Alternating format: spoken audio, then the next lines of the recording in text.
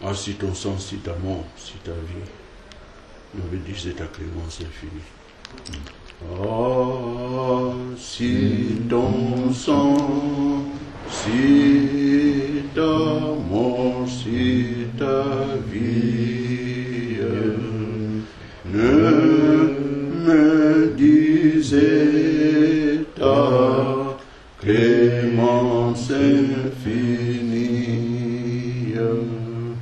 où trouverai-je au sein de ma misère force et lumière?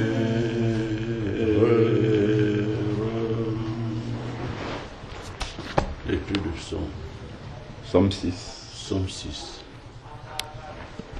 Colère. Et ne me châtie pas dans ta fureur. Aie pitié de moi, Éternel, quand je suis sans force. Guéris-moi, Éternel, car mes os sont tremblants. Mon âme est toute troublée, et toi, Éternel, jusque à quand? Reviens, Éternel, délivre mon âme.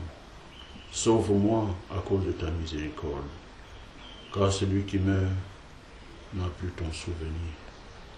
Il te louera dans le séjour des morts. Je m'épuise à force de gémir. Chaque nuit, ma couche est baignée de mes larmes. Mon lit est arrosé de mes pleurs. J'ai le visage usé par le chagrin. Tous ceux qui me persécutent me font vieillir. Éloignez-vous de moi, vous tous qui faites le mal, car l'Éternel entend la voix de mes larmes. L'Éternel exauce mes supplications. L'Éternel accueille ma prière. Tous mes ennemis sont confondus, saisis d'épouvante.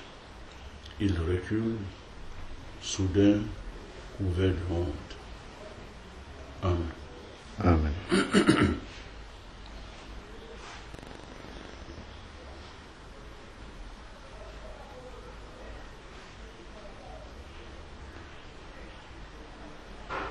Ce qu'on peut lire dans les 2 premiers versets.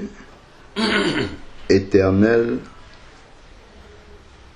ne me reprends point dans ta colère et ne me châtie point dans l'ardeur de ton courroux. Il y a déjà dans l'attitude de David ici la reconnaissance en toute humilité devant le Seigneur qu'il est répréhensible, que le Seigneur serait juste de le reprendre, de le punir, de le châtier. L'Éternel serait juste de le faire, mais maintenant il implore la miséricorde de Dieu.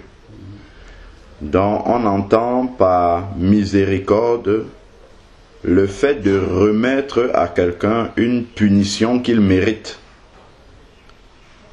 Donc il en implore à la miséricorde du Seigneur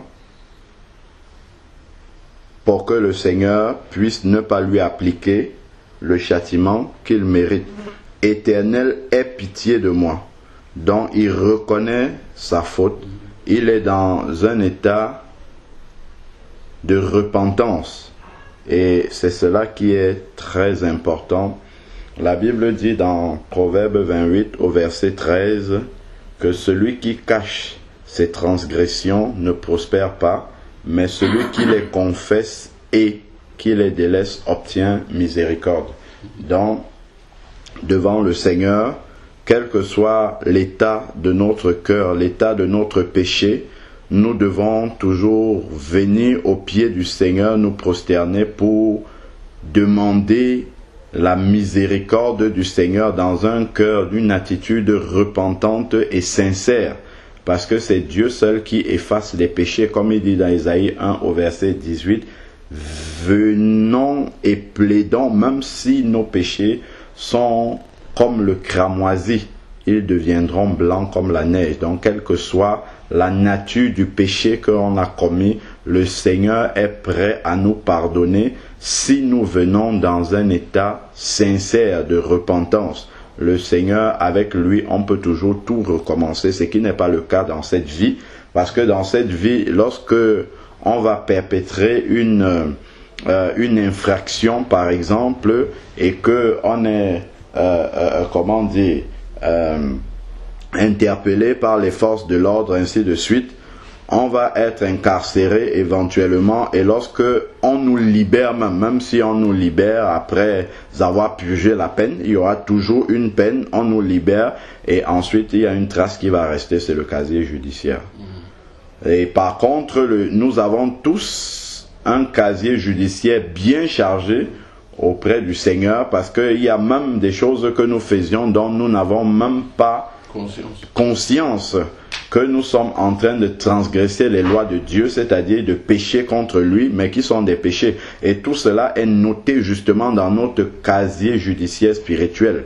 Et justement, au moment de la repentance et de la conversion, si notre cœur est sincère, Dieu va effacer totalement notre casier judiciaire afin qu'il redevienne vierge, ce qui n'existe pas dans la société courante.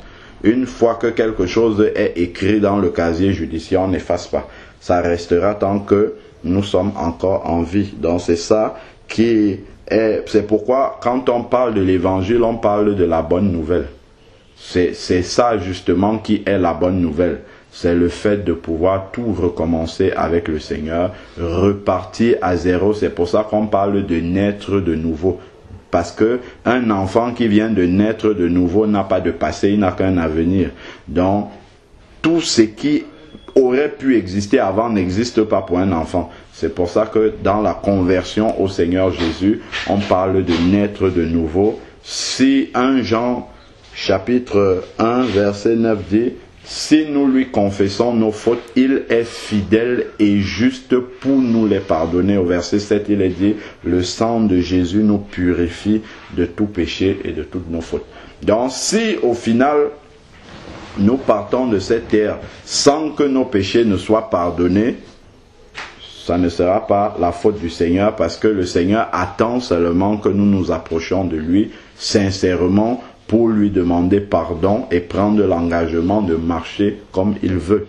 Voilà, donc ça, et on voit justement dans le psaume 6 que nous sommes en train de lire, l'attitude de cœur de David qui est une attitude de repentance. Donc, même s'il vient pour demander la protection du Seigneur contre ses ennemis et les personnes qui le persécutent, on voit d'abord que avant de demander cette protection-là, il reconnaît d'abord sa faute. Il reconnaît déjà en toute humilité qu'il ne mérite même pas la miséricorde de Dieu. Il ne mérite même pas cette protection-là qu'il demande au Seigneur, parce que lui-même, il est coupable. Mais il demande au Seigneur de pouvoir lui accorder la miséricorde. Et la miséricorde du Seigneur est toujours abondante et disponible pour celui qui veut s'approcher du Seigneur. Amen. Amen.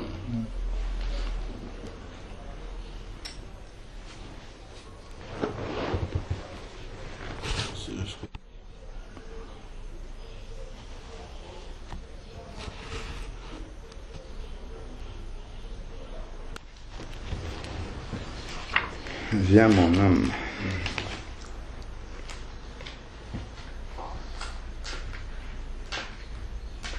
Viens mon âme et contemple. Te réclame, mon âme te réclame.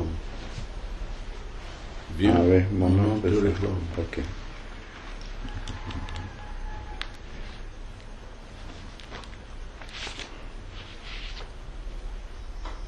C'est bon, je l'ai trouvé.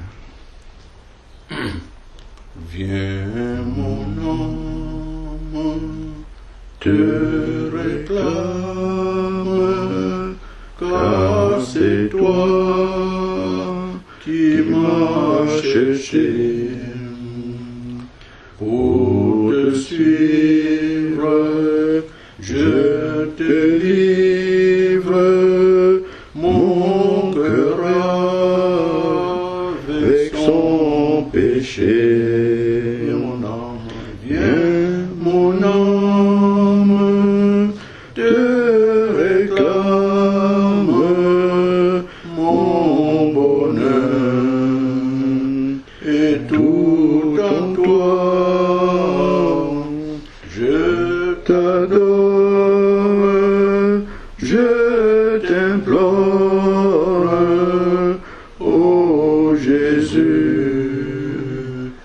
demeure en moi. Oui, ta grâce seule efface toutes mes iniquités. Tu pardonnes, tu me donnes la paix de t'es racheté. Viens mon âme, te réclame, mon bonheur est tout en toi. Je t'adore, je t'implore, ô Jésus, demeure en moi. Quand je doute, quand ma route passe auprès du tentateur, ta main sûre me rassure et me rend plus que vainqueur. Viens mon âme, te réclame, mon bonheur est tout en toi. Je t'adore, je t'implore, ô Jésus, demeure en moi. Demeure à chaque heure, mon rempart, mon défenseur, ma victoire et ma gloire, mon Jésus, mon seul sauveur. Viens mon âme, te réclame, mon bonheur est tout en toi. Je t'adore, je t'implore, ô Jésus, demeure en moi. Amen. Seigneur Père éternel, nous voici encore devant toi ce matin. Père, tu nous vois tels que nous sommes. Nous sommes comme un livre ouvert devant toi. Père, nous voulons nous approcher encore de toi, afin de te demander pardon, Seigneur Père, pour tous nos manquements, pour toutes nos transgressions, pour toutes nos fautes, pour toutes nos iniquités, parce qu'il nous arrive d'en commettre encore, Seigneur. Tout ce qui ne t'a pas honoré, que ce soit dans nos paroles, dans nos actes, dans nos pensées, Père, nous te prions de nous purifier, afin que nous puissions être blancs comme neige, Seigneur Père. Il n'y a pas de plus grande joie et de plus grand mystère, Seigneur Père, que celui que tu donnes en faisant d'un pécheur un instrument de justice. Merci parce que tu es fidèle et juste pour nous pardonner nos péchés. Papa, aide-nous à ne plus tomber dans la transgression, mais à marcher conformément à ta volonté. Voici cette journée, Seigneur Père, qui commence pour nous.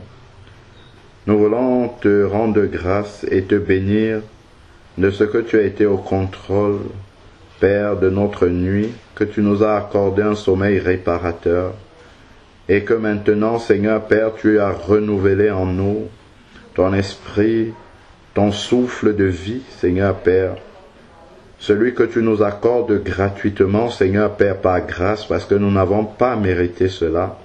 Mais il t'a plu, Seigneur Père, de nous donner le privilège de pouvoir encore vivre devant ta face. Donne-nous de pouvoir marcher dans tes voies et d'accomplir ta volonté pour nous dans cette journée. Donne-nous de garder toujours présent à l'esprit, Seigneur Père, que tu marches à nos côtés, que tu nous soutiens, Seigneur Père, mais que tu nous montres la voie en nous laissant libres de nos choix, Seigneur Père éternel. Donne-nous de pouvoir toujours choisir ce qui est bon pour nous, car tu nous dis dans ta parole, dans le psaume 37 au verset 4, « Fais de l'Éternel tes délices et il te donnera ce que ton cœur désire. Père, donne-nous de rester toujours proche de toi. » Béni soit ton saint nom encore. Père, nous te prions pour la paix dans le monde, Seigneur Dieu Tout-Puissant. Étends ta main partout là où il y a des foyers de tension, là où tes créatures se détruisent entre elles, Seigneur Père. Viens et apporte la calmie et donne aux uns et aux autres de pouvoir se tourner vers toi. Nous te prions pour l'avancée de ton œuvre, Seigneur Père, que tu ouvres encore de nombreuses portes pour que l'Évangile puisse arriver jusqu'aux extrémités de la terre, dans les coins reculés où ton nom n'a pas encore été répandu, Seigneur Père, ouvre des portes. Béni soit ton saint nom encore, louange et gloire te soient rendues au nom de Jésus-Christ. Amen.